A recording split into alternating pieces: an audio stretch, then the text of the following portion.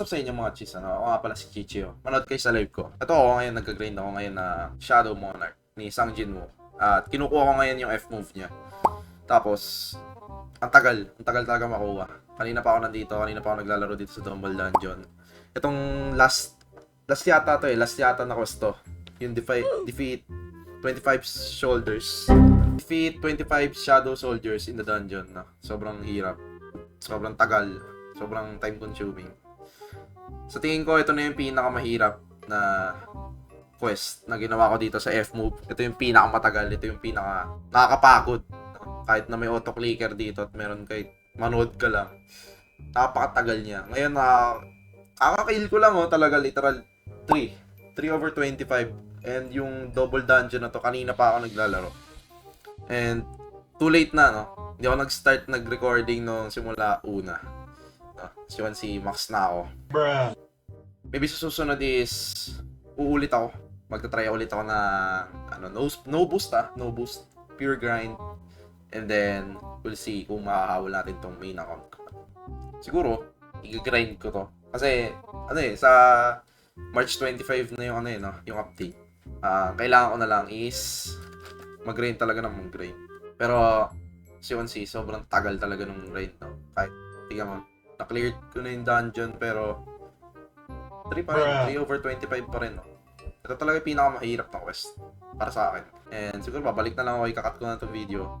Video pa lang cut na agad no? Yeah, itry ko i-upload to bago mag-update.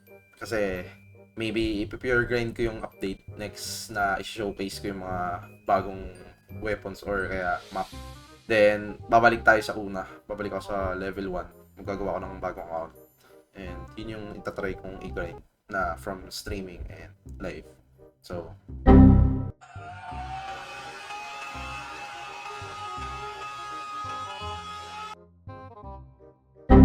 tagal talaga, no?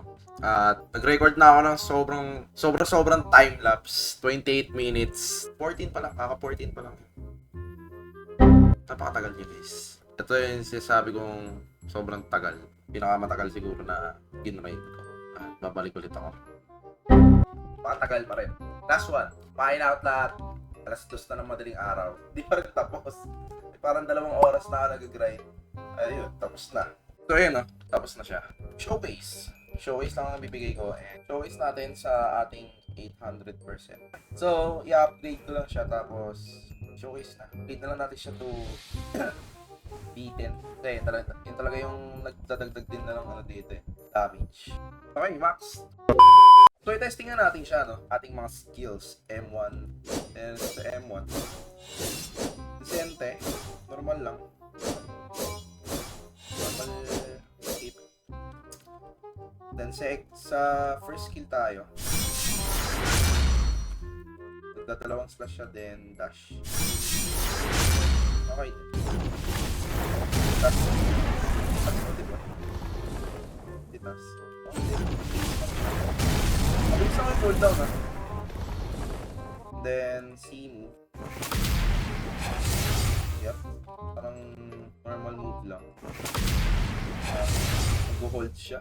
Hindi ko alam kung anong skill niyan sa anime. The next is yung V move, no? Wow.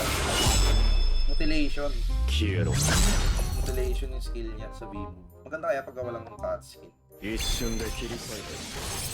Yup. Mutilation na. The next, last is yung F move niya. Wow. Ang skill mo. Ganda.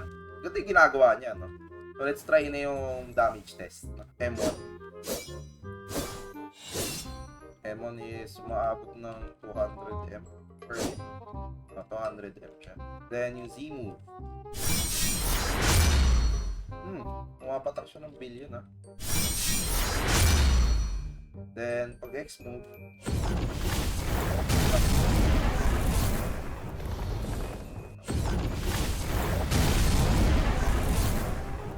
umabot siya ng 560M sa 800% na stats ko. Then the next is C move.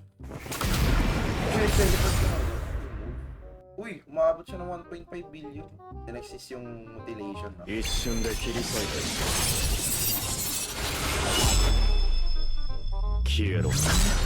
Ang ganda na itong mutilation. Wow! Grabe, umabot ng 3 billion. Patayo ako dun ah. Umabot ng 3 billion. And then last ano, yung F move. Which is, ito talaga yung pinaka-ginrain ko ng sobrang tagal, no? And ito sa tingin ko yung pinakamagandang effects na ginagawa ni Sang Jin mo ngayon. Hindi ko lang alam kung anong effects niya sa つまら anime. ないアイデ Pero wow, grabe. Umabot na agad ng almost 2 ア終わりだ。 Damn! So, ang damage niya almost 6 billion. No? Sa 800% na stats ko. Kasi ang stats ko is 821%. So, maganda. Pero kung comparing sa akin, parang mas lamang pa rin sa akin yung Aizen, True Aizen. Talaga yung pinakagusto kong skin. Ay, pinakagusto kong sword. So, yun lang. Salamat sa panonood and peace out.